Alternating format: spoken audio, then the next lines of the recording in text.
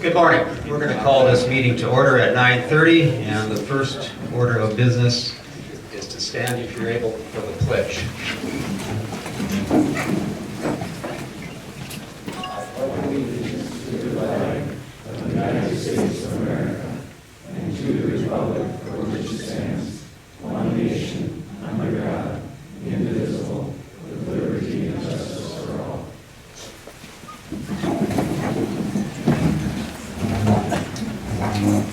Thank you. So I'm Vern Anderson, member of the Planning Commission, and I'll introduce the folks here at the front. To my left is our clerk treasurer, Paul Horgan, WSB planner, Grace Wilgenquist, Corinne Yuso, Planning Commission member, Amy Prime is a member. To my right is Phil White, Dick Herzog. The Town Law Center is Jason Hill, and our other town planner is Kim Lindquist from WSB. So, next on our agenda is reviewing the previous meeting minutes, and everybody's had a copy. We're going back to February 3rd, February 23rd, February 10th, and then March 3rd.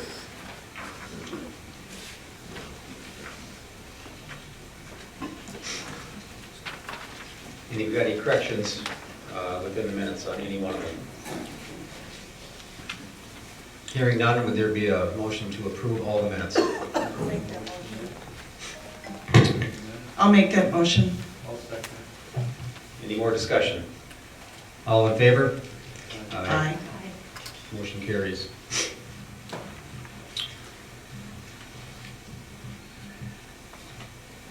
Okay, so one of the main reasons why we're here today is for a public hearing on the comprehensive plan. That's what we're going to limit our discussion to in the public portion of this.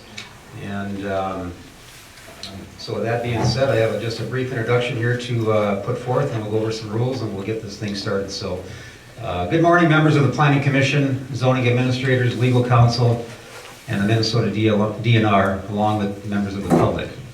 We are here today to conduct a properly noticed public hearing regarding the proposed Windemere Township Comprehensive Plan and Land Use Map. The statement is intentionally similar to my last one on March 3rd hearing, and its importance remains clear. As Planning Commission members, we understand that our open spaces, clean air, and natural resources are not merely amenities, they are essential to our well-being of our township, underpinning both our health and our local economy. We recognize the importance of implementing a thoughtful comprehensive plan to protect farmland, forests, and water quality so that future generations will continue to benefit from vibrant landscapes and strong community bonds. Our goal is to carefully consider long-term effects of development and have a vision that balances growth with environmental stewardship while preserving the unique rural characteristic that defines Windemere Township. This process allows the Planning Commission to make recommendations to the town board. They are the final arbiter and decision maker. Thank you for your trust in this Planning Commission and for allowing us to serve the township in this vital role. Before we start, I want to go back and a little history review here, and we're going to go hand it over to Mr. Paul Horgan. He's going to talk about the inception of the comprehensive plan, the 2020 version. So, okay. As a brief introduction of where the comprehensive plan came from, I'll call your attention to the 2017 meeting of the Planning Commission when we suggested that the comprehensive plan needs to be updated. The comprehensive plan back in 2017 was dated 2008, and it was 33 pages long. 23 of the pages were pretty much boilerplate information that you could find on the internet. 10 pages called out a certain vision for a comprehensive plan.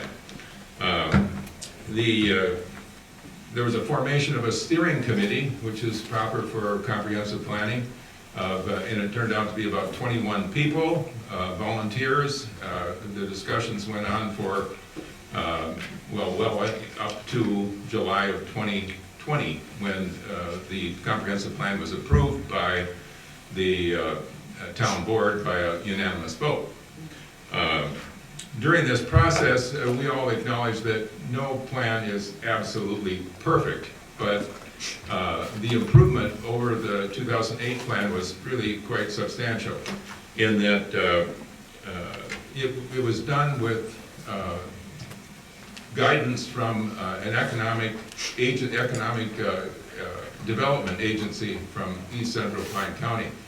And we thought that the comprehensive plan should be updated, and it was agreed to be updated based on the uniqueness of Windemere Township, and not so much about economic development, as I'm sure you all know. That's a more minor issue that comes up. So overall, I think we came up with a good plan, a good vision statement, sensible, but always room for improvement. And it was suggested that, and made part of the plan, that it should be updated every 5 years. So we're right on schedule. Thank you. Thank you, Paul. Okay, we're going to go over just a couple of housekeeping rules here for the public hearing. And so the purpose of these rules is to set forth and establish general decorum for all attendees of the Windemere Township Planning Commission hearing. This will allow for a orderly, fair, and efficient conduct of the hearing. Number one, please silence all your electronic devices. Anyone wishing to comment is required to sign in and wait to be recognized by the chair before speaking. Each speaker must provide their name and address for the record. Speakers are allotted 3 minutes each to present their comments. All statements or questions should be addressed directly to the commission. Attendees are not permitted to ask questions or direct comments to others in the audience. Comments must be factual and refrain from including personal attacks, disrespectful or threatening actions, or focusing on personalities. The chair reserves the right to revoke the privilege to comment if, after being called to order, a speaker continues improper behavior or remarks. To keep the hearing moving forward efficiently, speakers should simply avoid repeating points already made by others. Clapping or engaging in discussions during the hearing is not allowed. So we will certainly take all your comments. When the hearing is done, then we'll certainly talk together as a commission and up front here. So with that being said, we will start the Planning Commission hearing. And if I can read this writing here, it looks like, well, it's a tough one. Gloria DeSmet from Duluth and Sturgeon Lake. Her number is 5220590. So if that's you, Gloria, you're up. By the way, Mr. Phil White will run the clock and he'll give you a 30-minute heads up, okay? Thank you. First question. Oh, sorry. You're listening, thank you. Oh, there's a button to press that. Got it. Okay, my name is Gloria. You need a cable. There's no wire connected, Vern. Yeah.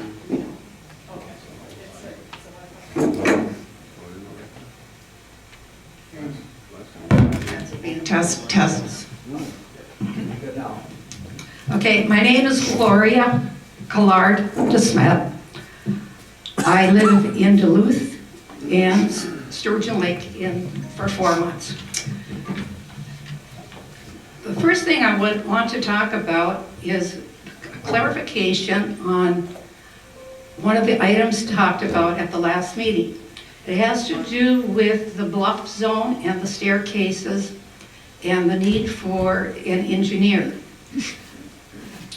I'm a little concerned about whether or not a 25-foot bluff from toe to top really requires an engineer, and if there is any difference in the requirement if it's just a replacement of an existing staircase.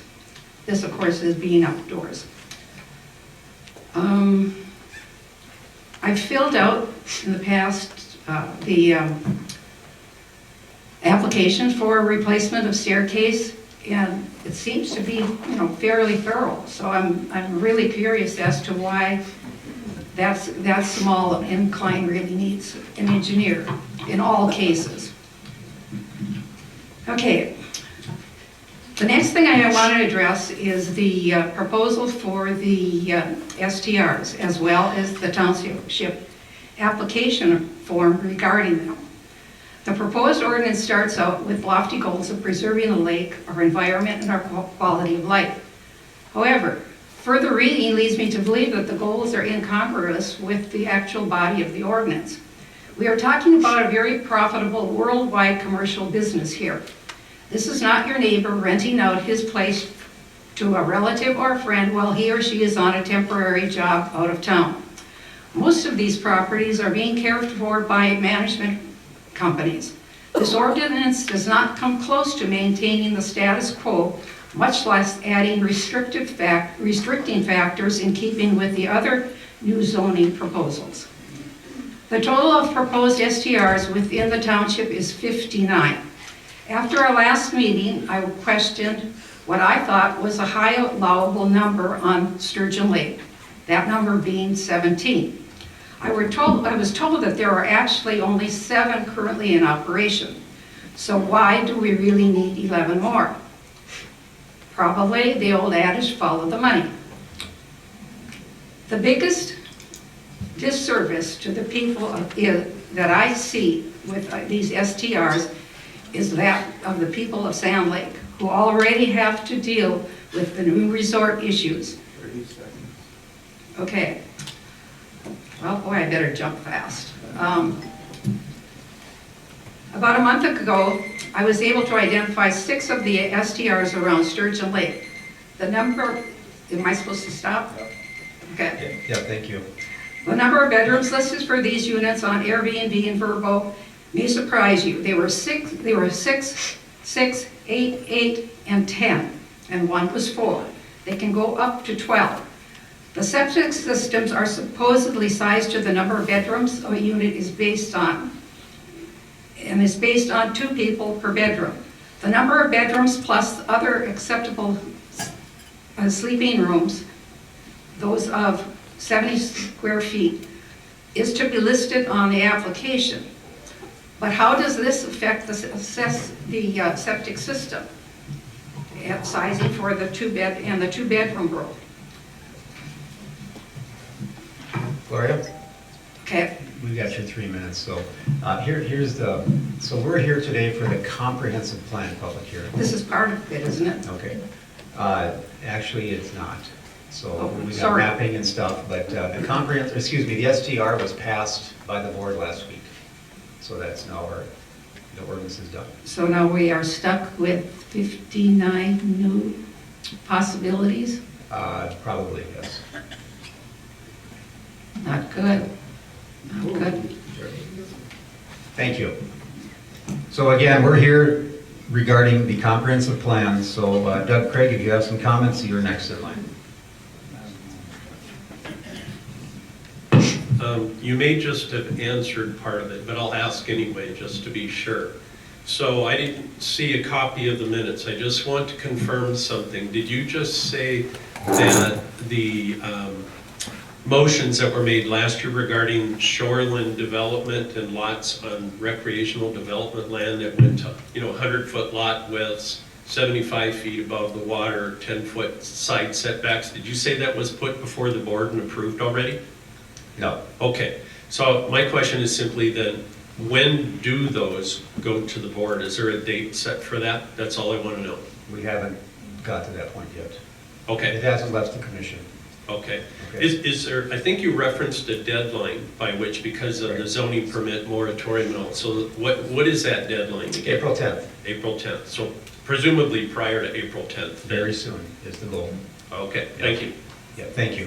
We want to get this done so folks can get on with their permits. Okay, but as it stands, those decisions made that you guys passed last week then regarding those changes back to 100-foot lot, 75, 10, so on, those still stand and those are part of the amendments you're going to the board with, correct? That's correct.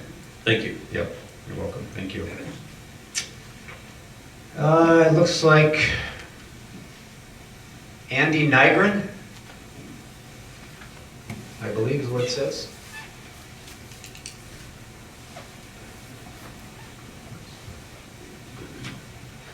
Name is Andy Nygren, 94550 Sunny Beach Road. That's the south side of Sand Lake Road. Thank you. I'm sorry that I haven't gotten involved in trying to learn this, everything that's going on in Windemere Township. However, I will assure you that in the past, those people that I have dealt with that were doing building inspections and so forth have been very friendly and capable. And I hope that that continues. The main purpose that I want to speak is about commercial development. And I want to be assured that when there is commercial development involved, and I'm glad to see that the size of the lots has increased and improved, that environmental impact statements be addressed, possibly even required for commercial development. That's all I have to say. Thank you. Thank you.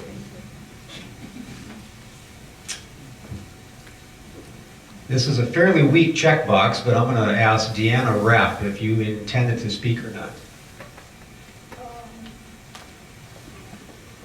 And that's up to you. Can I just wait and see if somebody else asks the questions? To be straight up about it, you're the last one on the list. I wanted to be on the list, but it was gone when I went up there. Okay, what was your name? Wendy Schmidt?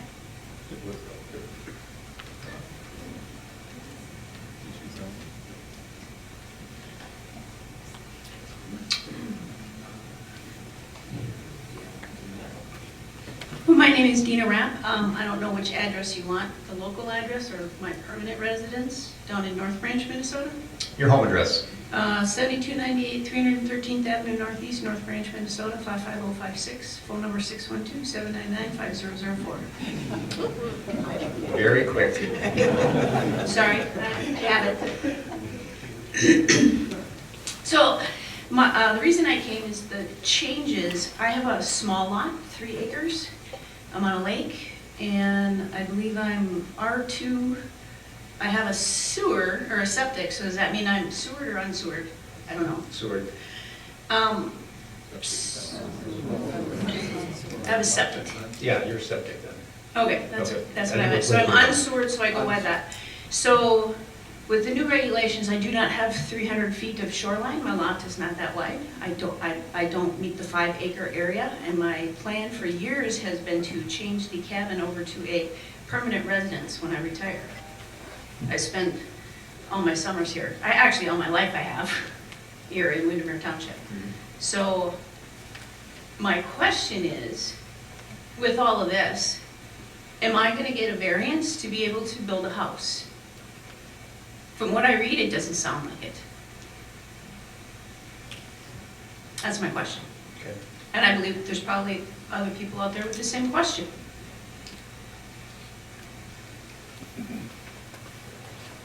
I mean, I understand I'll have lots of requirements to, upgrade septic and meet all the code for that kind of stuff, and well, and whatever else it is in the setbacks.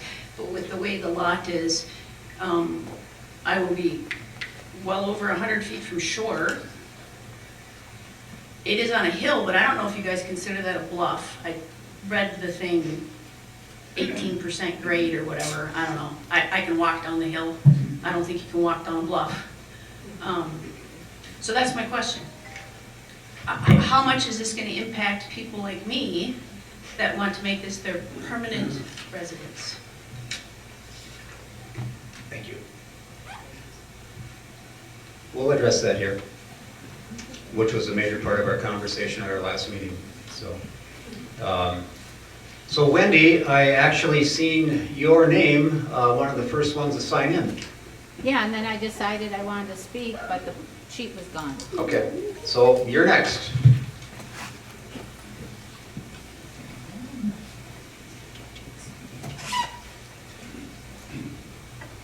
My question is kind of more like when last week. I know the thing with the trailers, they say it was supposedly back from 2015, the ordinance, but never enforced.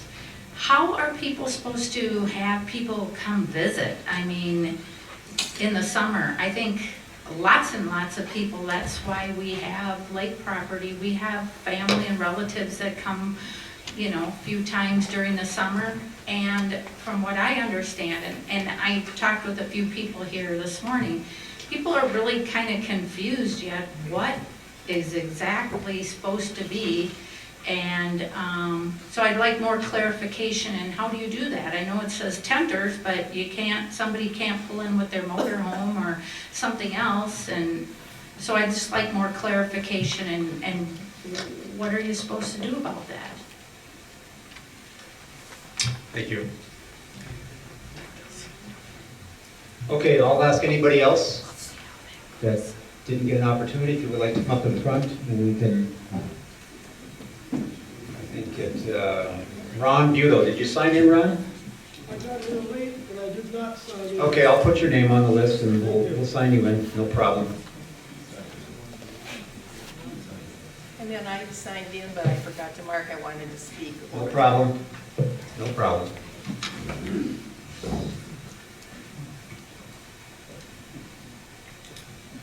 Thank you, Board Chair. Ron Buto, 92288 Lake 12 Road. And I don't think it makes any difference, but just a clarification.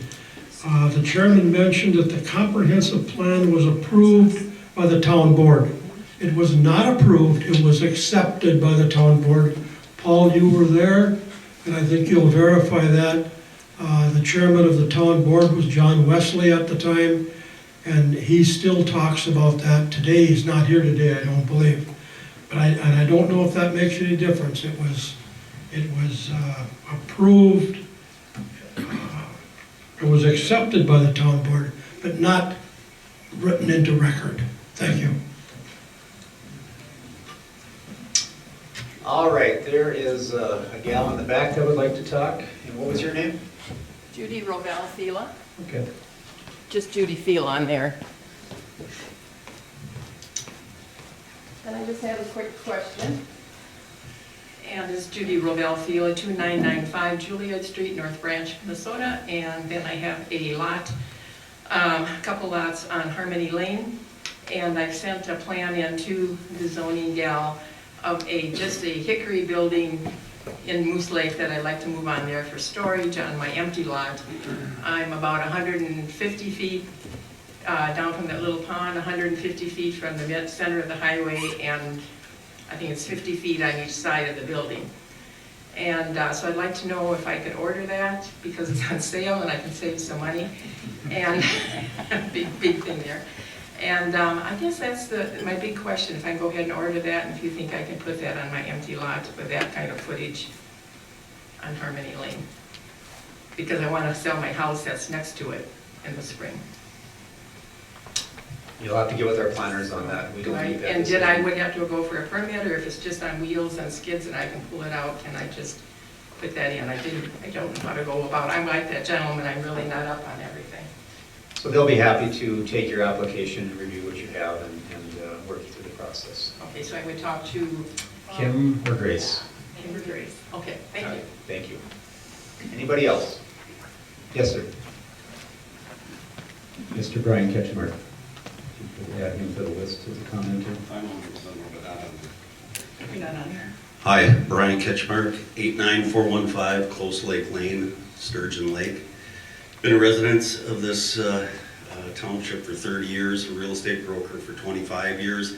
My concern is that over these 25 years, sold many lake lots, empty lake lots, where people that have bought a lake home and had bought a lot next door.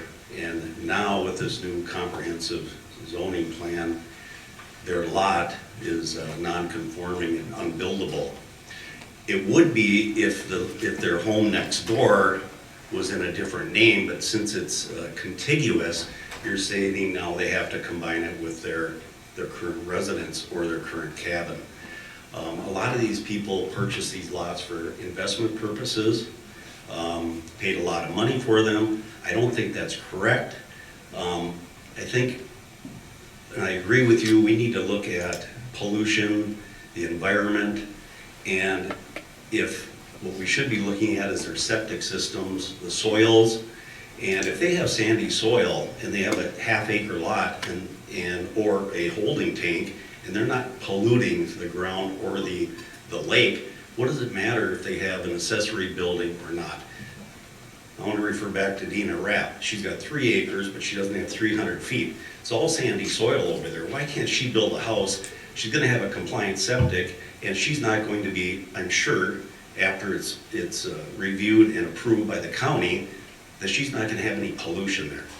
So, but with some of these restrictions, you're tying a lot of people's hands. Looking at your accessory structures, most everybody here that has a home has a garage. Now they can't build a garage unless it meets all these setbacks, so on and so forth, if they have a smaller lot on the lake. Most of these lake lots were developed 50-foot frontage on Sand Lake, a lot of 100-foot lots. And some of these developments that were built all around the township were for back in the day. So they don't conform to what you're trying to change now. And I don't think that's fair for most of the people in this township, in my opinion. Thank you. We'll certainly address this again. I know Mr. Ketchmark wasn't at the last meeting when we had a lengthy conversation about legal non-conforming lots, and so we'll address that. Anybody else? Come on up. The price is right. Actually, it's come on down, right? Yeah. The price is right. Yeah, up or down. I'll leave it up to you. So unfortunately, I didn't come in late, so here's my sign sheet. Perfect. Thank you. Thank you. So my name is Alicia Palakis. I live 83267 Military Road. And I just wanted to, when I was reading through the minutes from the last meeting, there was discussion afterwards regarding 2 parcels. I wanted to add a parcel number. Can you speak into the mic? I can't hear you. Thank you. There was some discussion after the meeting regarding 2 parcels that are listed in the minutes, and I wanted to add a parcel number on there that was discussed as well. Okay. It is parcel 3308-05-001, and it's a 40-acre parcel on Military Road.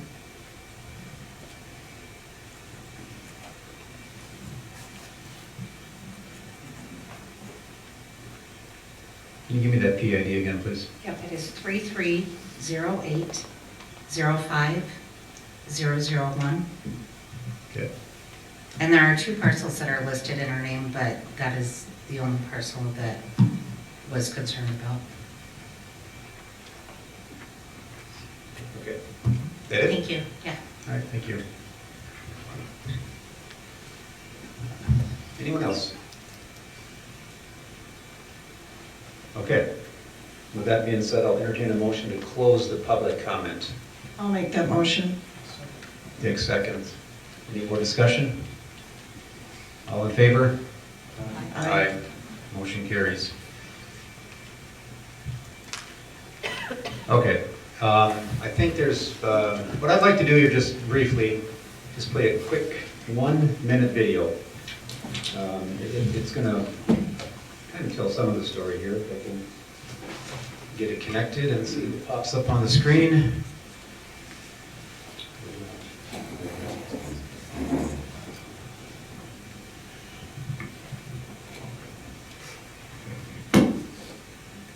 Thanks for being patient. We got a lot of stuff going on here. Okay. Yeah. So we're not very technical here, but we're going to try this, okay? Development has destroyed nearly half of Minnesota's natural shorelines, and it's hurting our lakes. It's a slow-motion environmental crisis, and it's the result of small lakeside cabins being replaced by expansive homes. Those homeowners often replace lush and woodsy shorelines with manicured lawns that resemble suburban life. This is a problem because big homes and grass yards that back up to the lake pollute the water. One of the biggest issues is the water that runs off roads and driveways through lawns and into the lake instead of being absorbed into the ground. It often carries phosphorus. Today, 1 in 4 Minnesota lakes have high levels of phosphorus, which feeds algae growth.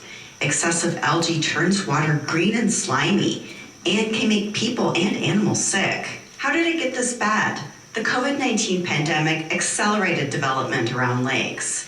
Remote work allowed people to move to their cabins full-time. Many people renovated their properties to make them year-round homes. Minnesota's shoreland regulations haven't been updated in 35 years. It's up to local governments to enforce shoreline rules, and many allow a lot to get by. There are ways to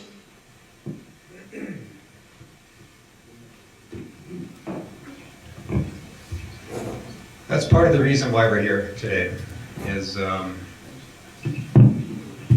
protecting our resources. You know, the township has 21 named lakes in it right now, and we are the most unique township in Pine County out of 33. There's a lot of value here. A lot of our lots that we own have been legal non-conforming for decades. And if you are looking to build something such as Deanna Wrap, you got to follow the setback, the septic, and the impervious surface. There's a statute that allows legal non-conforming lots to be built on. So if you can follow those standards, there shouldn't be a problem, but there's a process to go through. And so most lots have been legal non-conforming since our 2015 ordinance was in play. So I think what folks have heard the last few meetings is we need a public sewer to go around some of these big lakes to finish up around Sturgeon Island, go back into Wild Acres and such. And I think the consensus at this point is that would certainly help and would create some more reasonable development in the future. But until then, we gotta kind of slow this down and be a little more responsible with the resource. And that's just my opinion on that. So, so at this point, we can open up discussion here with the commission regarding the comprehensive plan. That's why we're here in the first part of business. Kim, if you would give us just a brief overview of why the comprehensive plan and how we're accomplishing this and the timelines and such, and we can go from there. Thank you, Mr. Chair. So as you mentioned, May not be on. okay, thanks. As you mentioned, the comprehensive plan is really a blueprint for the future development of a community. So our property are guided by the comprehensive plan that was, according to this document, adopted in 2020. And what happens is, because of some of the situation going on of late with the interest in modifying the zoning, we're now bringing the two together so they align. The zoning ordinance recommendations and the comprehensive plan long-term recommendations. And so you'll see a lot of the guidance for the changes in the zoning ordinance based on the comprehensive plan, like agricultural protection, shoreland protection, some of those kinds of things that the commission's been talking about for the last several months in their work sessions. And so really what we're doing today is just aligning the two documents so that they are consistent. That's a requirement by state statute, and so that's what we're doing. We've had quite a bit of conversation about the zoning and the potential impacts on properties and our goals. And so now we're taking the two documents again and aligning them so that we can have consistency and better clarity in the community from a zoning and land use perspective in the future. I guess if people have specific questions, we can talk about them. The only other thing I would say is the old comp plan was pretty prescriptive and had like acreage numbers and those kinds of things, which you don't always see in communities. And so really what should be reflected ultimately in this comp plan is the same thing that you're looking at in the zoning ordinance that we discussed at the last meeting. So the plan before the commission today reflects the conversations and the amendments that happened at the last planning commission meeting.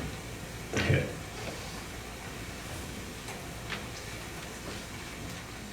So again, we're here to have this discussion. We've got these amendments in front of us, and Our job is to make a recommendation to the board. They're the final ones that arbitrate this and make the final decision along with the zoning ordinance itself and all the maps. So we'll put that task to do the study. We've been doing this for the zoning ordinance for about 8 months openly.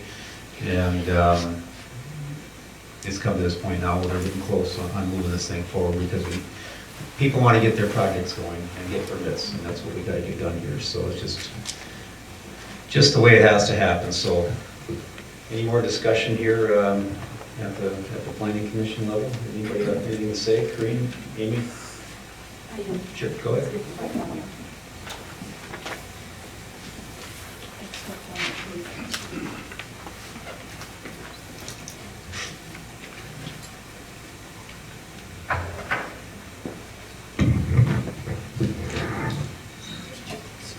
So my first question would be to Kim.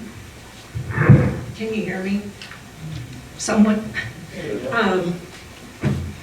So will the comprehensive plan be a revised 2020 plan? Or will this be a brand new 2026 comprehensive plan?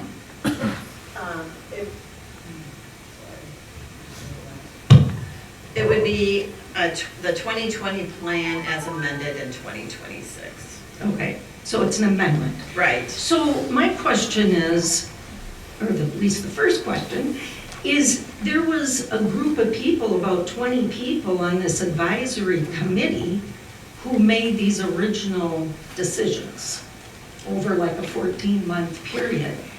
I mean, does it make sense to have somebody beyond the planning commission, the same advisory committee, weigh in on any of this? Because they're going to be listed in the beginning then of this plan, yet they are having no say on these new changes to this plan.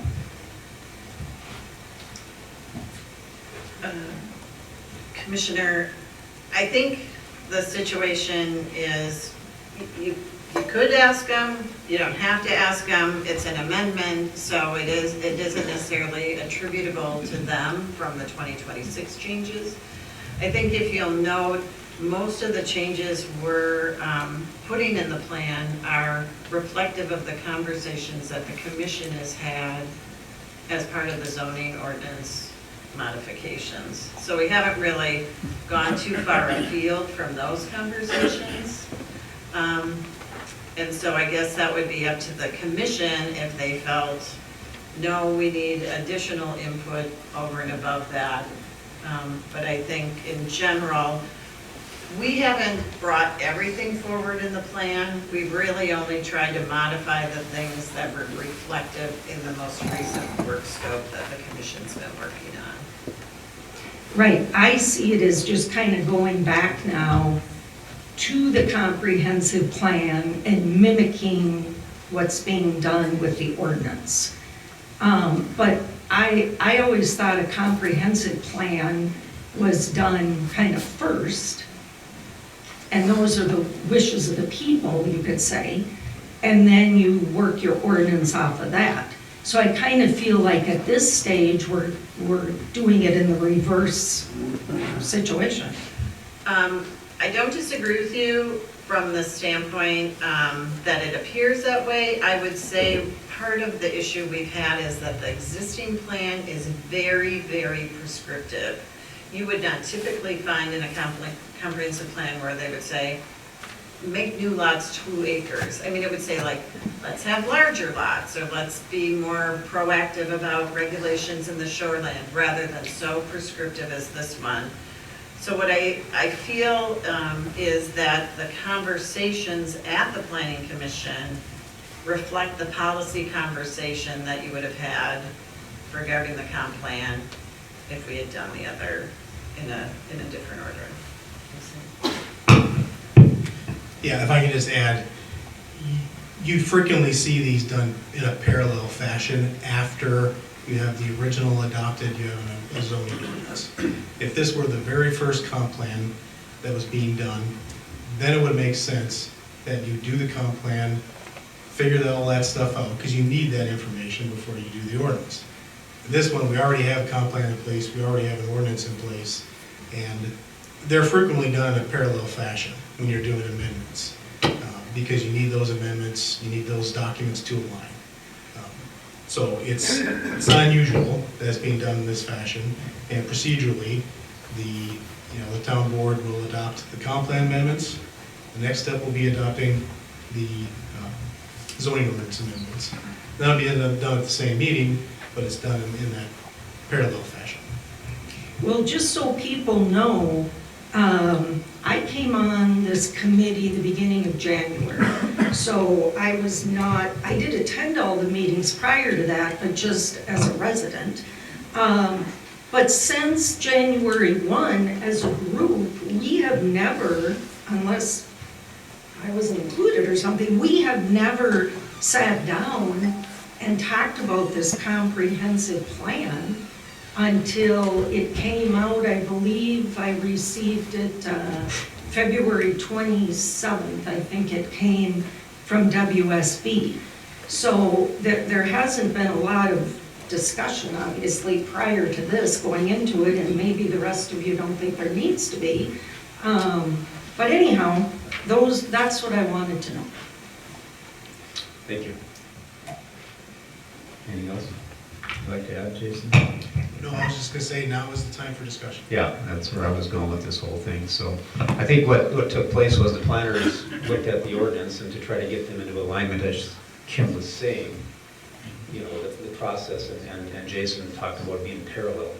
So just grabbing the parts that match the ordinance, the draft ordinance, and of course, that's part of our discussion here today. So folks, if you've never read the comprehensive plan, which was adopted back in July of 2020, there's 22 points in here, recommendations, and talked about it, zoning administration, fewer variances, creating bigger lot sizes, reducing high-density residential areas unless it's sewered,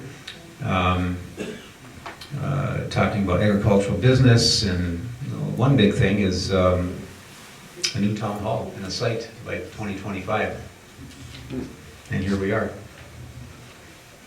which is a nice facility here, by the way. So there's 22 points. I encourage you to read them. Another one is talking about the protection of the Willow River and keeping that district protected, and new campgrounds, vacation rentals, that's also addressed in here. Recreational vehicle occupancy, another one. So a lot of things have gotten dealt with, a few things have not at this point. So that's why we're going to have this discussion this morning on this. And is there anything else the commission would like to add? I know there's some the changes that are outlined in the memo. We can certainly go through them line by line. If somebody has questions, comments, there's a map as well. That's also been produced online. Those maps are also on over there in a little bit larger form. So basically, Kim and Jason and Grace and the rest of the commission, all the maps have to line up, and the zoning and the comprehensive plan have to match up. That's what has to happen. I do have a question on the maps. Sure. There was a memo here from Kim, and I don't know if this is the time to be discussing this, or, good question. Let's see, this is March 13th the most recent? Well, there's a March 9th and a March 13th. I'm looking at the 13th. I did not know there was a 14th.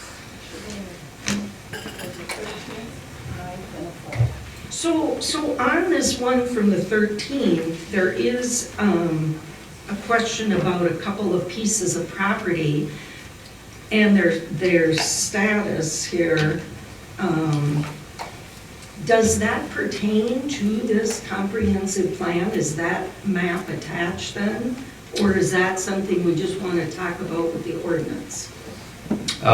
So which line are you on here, Corinne?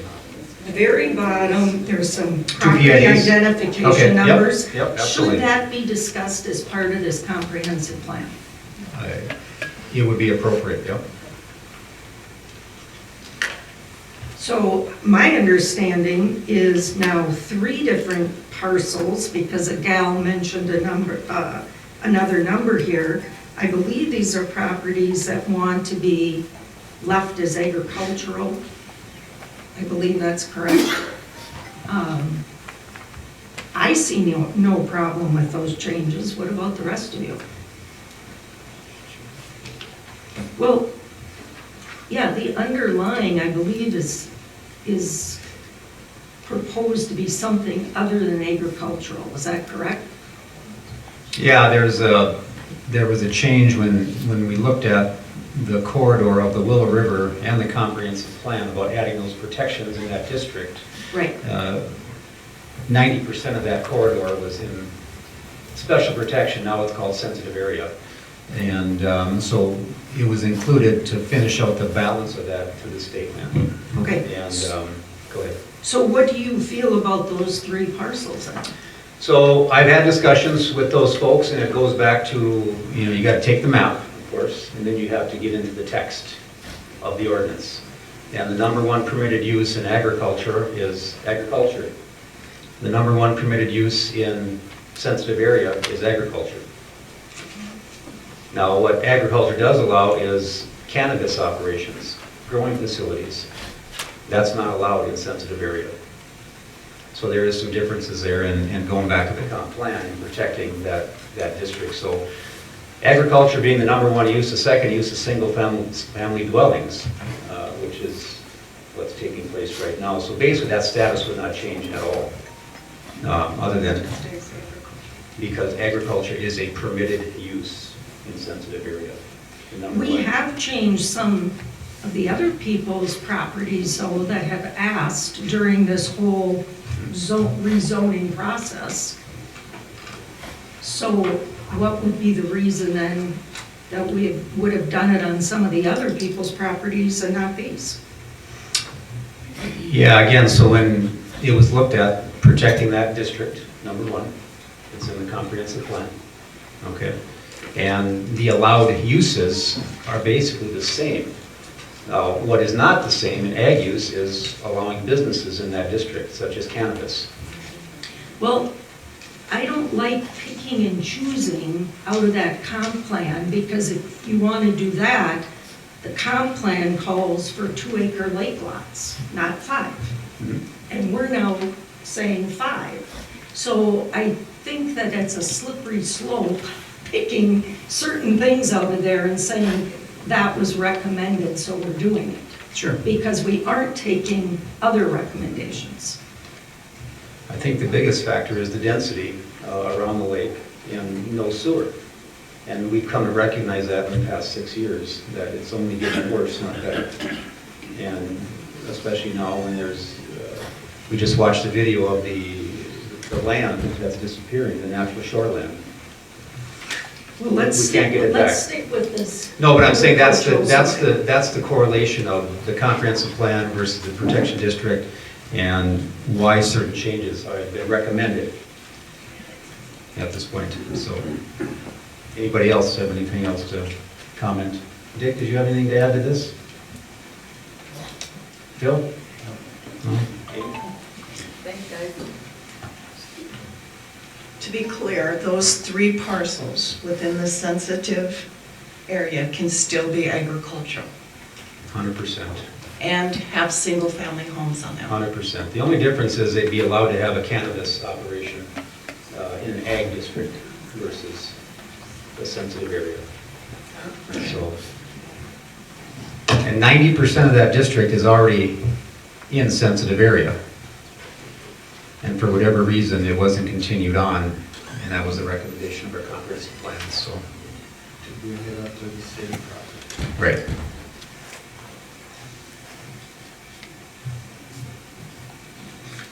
So if you want to make a motion to make a change, I mean, that's why we're here. We can certainly talk about that and make recommendations to the board. Well, then I'll make a motion to change the property ID numbers of 3308-05-002, 3308-4000, 3308-05-006 to agricultural. We have a motion. Is there a second? Is there a second? Motion dies for lack of a second.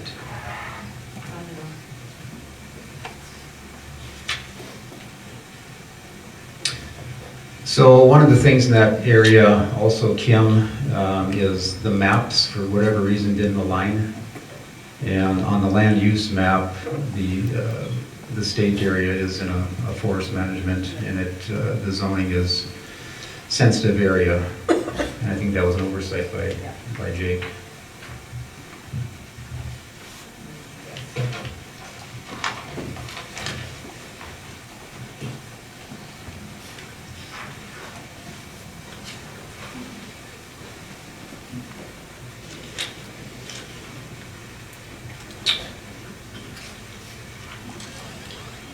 So what I'd like to do is, on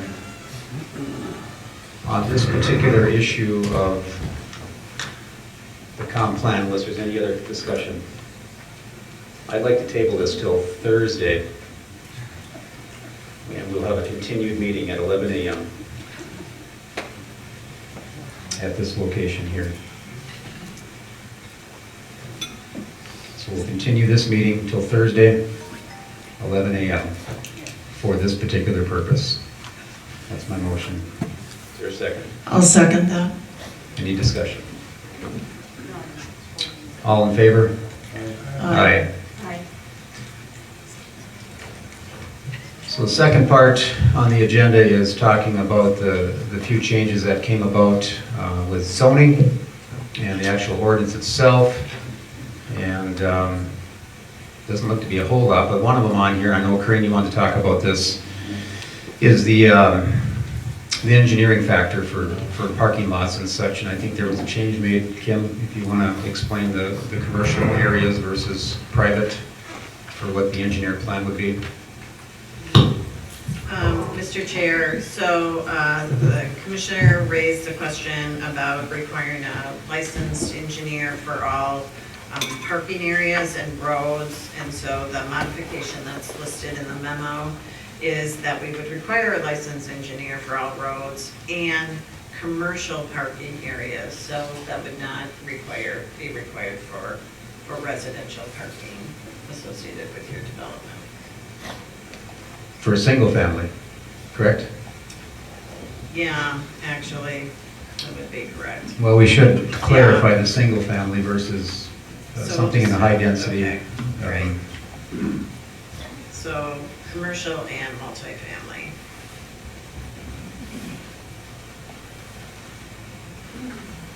Parking areas. Now, one of the questions got brought up to me is, what if you're in the bluff zone and you have to navigate through that situation? And because some of us in here know very well what happens in the bluff, and when folks go in there and disturb that, how would you consider addressing that? Well, the ordinance requires a licensed engineer review the erosion and grading associated with installation in the bluff. So it doesn't necessarily say they have to design the stairs. It says they have to review the erosion control and grading associated with that, which I think is pretty appropriate because there's a very defined definition by the DNR of what a bluff is. And so it's not a hill, it's not what you and I might think is a bluff, it's exactly what the DNR bluff is. And so then they are required to have that review to ensure appropriate erosion control measures are underway with any kind of construction. Mm-hmm. Can I ask you a question? Have your mic, please.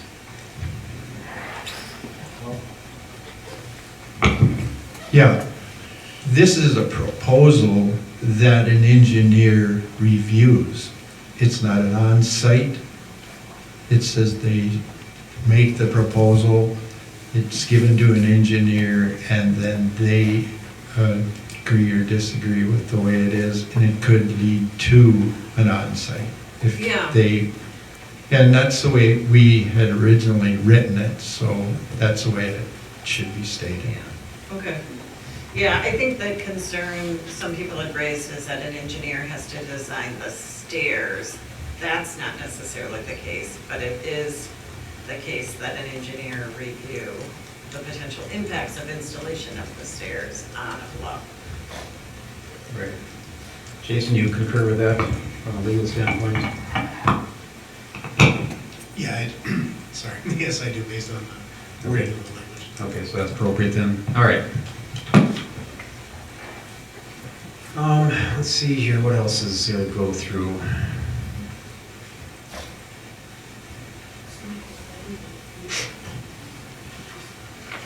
Anybody got anything else as far as the zoning part goes? The memo that Kim sent out? Not them, Okay, yeah, anything else in there? but yes. Yeah. I do have something else.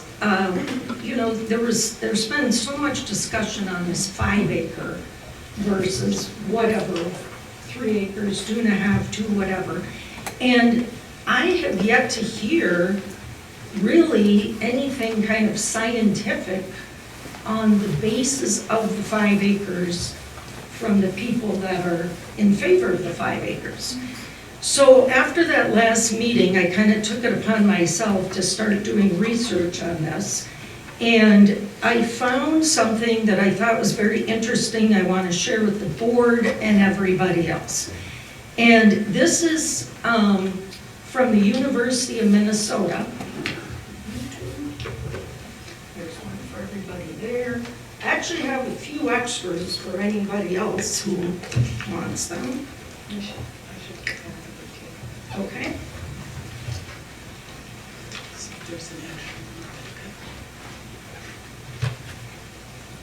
If you want to just, there will be a few at the table if you want to set them out or. So, this is a study that has been going for years, over 25 years. And it's through the University of Minnesota. And they are looking at the clarity of lakes, and they're saying that the clarity of the lake water is a key indicator of water quality. And they have been monitoring the condition of the lakes in Minnesota. Now, there are, if you go to Pine County within their lake browser, you can see, I was able to ring up Sturgeon Lake, Sand Lake, and Island Lake. It actually goes all the way back to 1975. Unfortunately, I couldn't get the whole thing to print, so we have a limited from 2010 here to 2025, so 15 years of history. And sturgeon is getting cleaner, better. It is not declining. And Sand Lake has pretty much stayed the same, and so has Island. They are not deteriorating in quality. And so I just have a difficult time with the size of the lake lots increasing when the lakes are healthy. And here's the site for anybody who wants to jot this down, if you can read it from there. It's I'll wait a second because it's a great site. There's a ton of information on this site. So I would encourage anybody, whether it be committee members or people here, to look at this. And it's water.rs.umn.edu. And I would suggest within that site to go to Lake Browser is one of the things that's very helpful. But there's just a wealth of information. And so I guess I would like to further discuss the 5 acres when I brought something forth that's factual. If you guys have something to give out too, that would be great.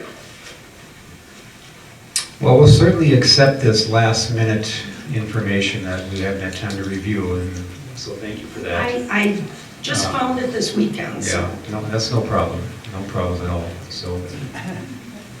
Go ahead, anybody have any comments to make? Frank? I have a comment. Like, so if they just go to lakefinder.com, they can hit all those lakes and find them. And just as an FYI, I did share that information with the commission when they first proposed 5 acres. Thank you. My comment is, Turn on the mic.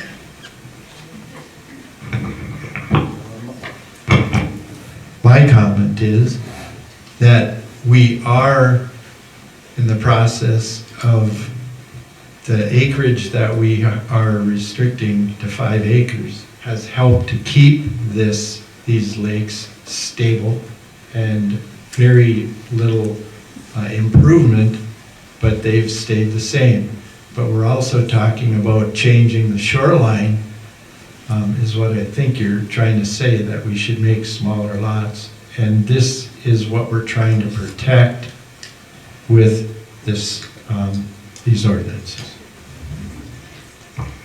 Well, I'm saying I don't see a need to increase lots with what the trend has been with the lakes. So you seem to think that we should wait until they get worse?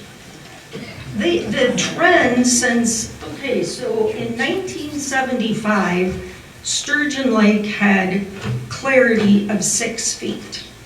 In 2025, Sturgeon Lake has clarity of 15 feet. It is improving.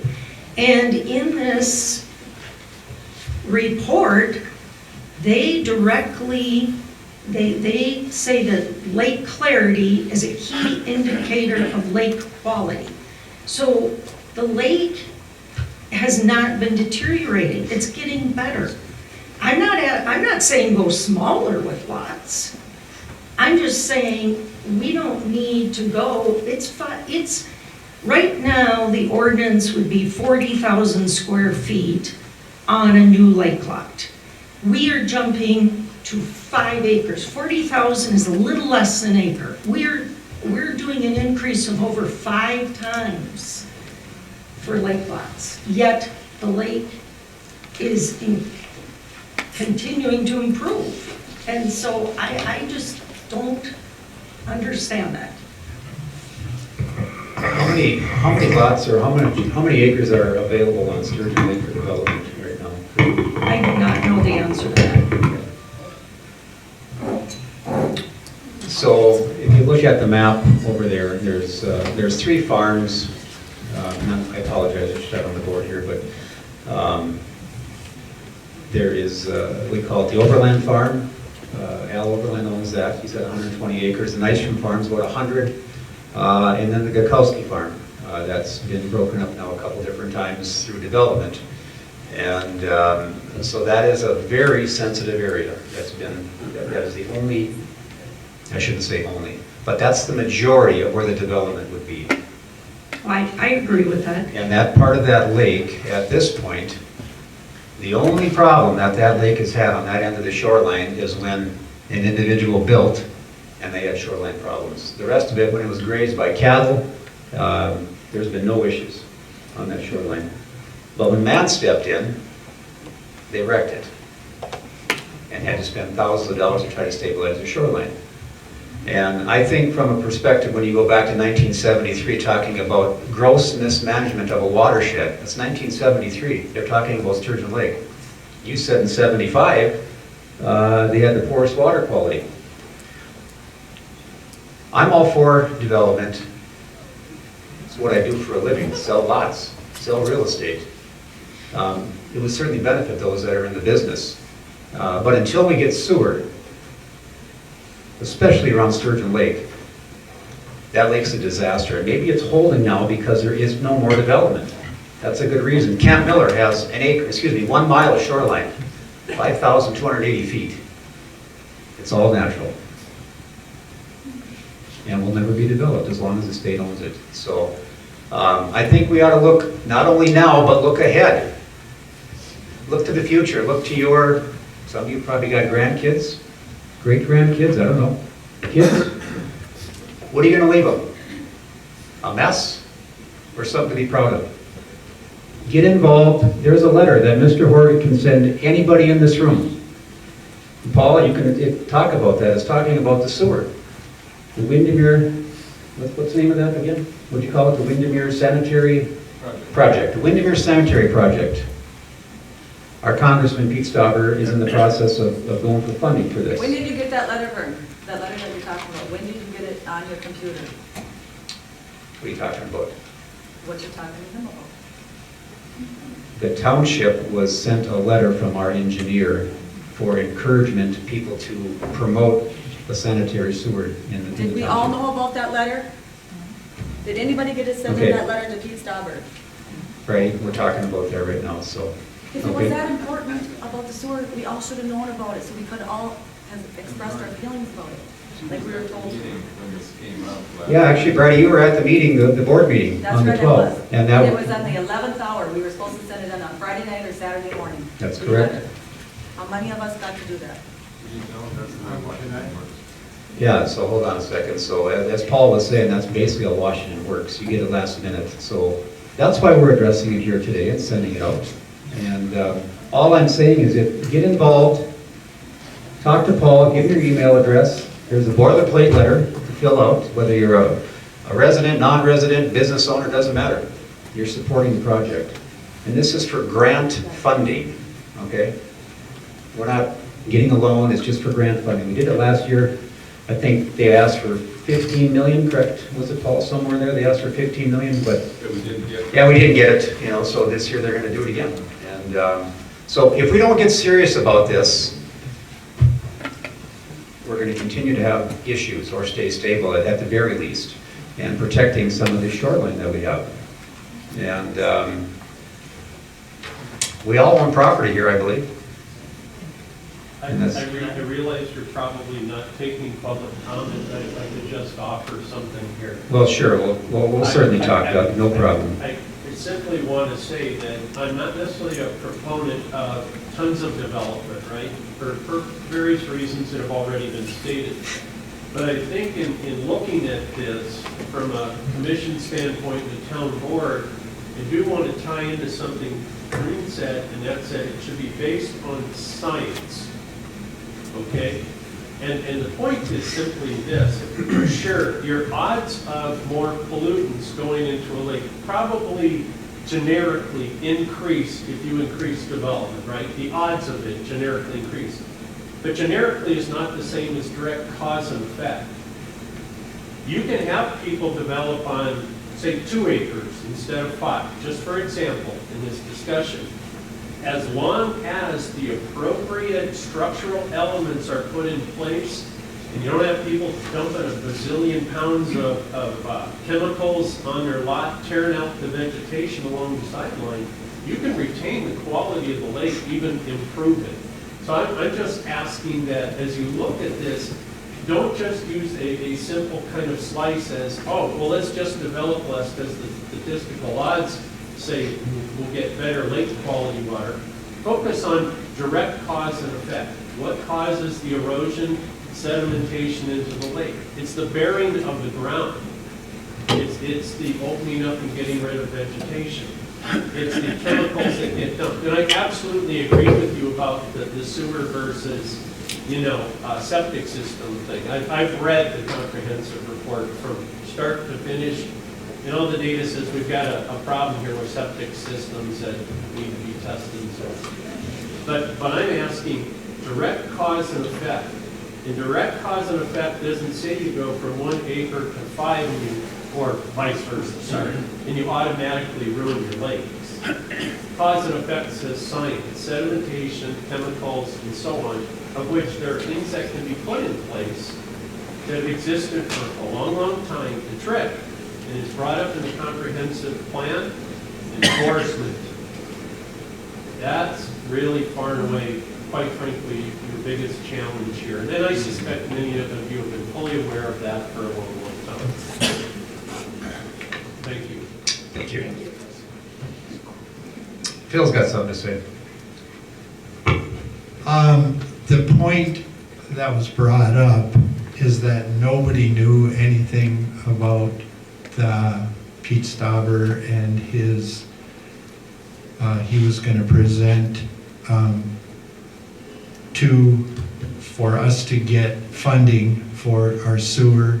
That was definitely brought up by myself at our annual meeting a year ago, mentioning bowling, and that this was a thing that could be done, that he was going to present this for us to get this $8 million in funding, and it died at the annual meeting a year ago. So it has been brought up in the past, and it will be brought up until we decide to do something. So if you attended the annual meeting last year, you heard about it. And we also had meetings with bowling. They came to the town board and presented their information. All right, anybody else got anything? On the commission? No? I'm sorry, go ahead. I know I already had my chance to public comment before. No I problem. can go to the microphone. Yeah, if you would you I mind? have it turned off. Okay, I can turn it back on this side.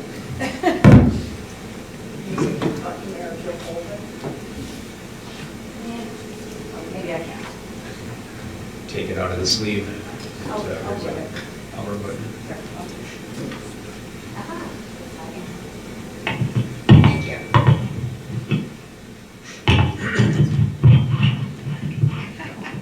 Thank you. Again, my name is Leisha Palakis. I live off of Military Road. My apologies, but I did misspeak on the parcel number when I was up here before. I was looking at the wrong number. So I would like to clarify that. And there are actually more differences between sensitive and agricultural than just the cannabis issue, which, I mean, not that it really matters because nobody's paying my bills but me. I have no intent in doing that with my property. The property number in question is 3308-3700. And there is actually a bigger picture involved in that as well. But there are other differences between agricultural and sensitive. One of them is outbuildings and expanding the homestead, how many animals you can have on agricultural versus sensitive. And I'd like clarification on that because with reading through this documentation, there are more differences than simply being able to produce cannabis, which it's rather rude of you to assume that that's what we're doing with the property. There's no assumptions. It was mainly a statement about one of the big differences from agriculture to sensitive area. That is the biggest difference, but that is not the only difference. Correct, but it's the biggest difference. And that is not a difference that matters to me because that's not the intended purpose of that. And I would need state licensing for that anyway. Sure. Which would have to go before the board as a business. Right. But it's also. So I think that is a very non-issue on whether or not it's sensitive area versus agricultural in this case. Fair enough. And if the board would like to discuss what the other plans are, because this actually affects 5 other parcels that are smaller parcels that would be partially absorbed into ours as a trade with one of our neighbors. I'm not sure what you're referencing there. If you look at the parcels, specifically 330-83700, it's on, I can bring you the map if you want to look at this while I'm talking. No, we're about it. gonna continue on here, but you can bring it to our planner, and we'll certainly address your question after the fact, okay? Okay, I appreciate that. No problem. Anything else?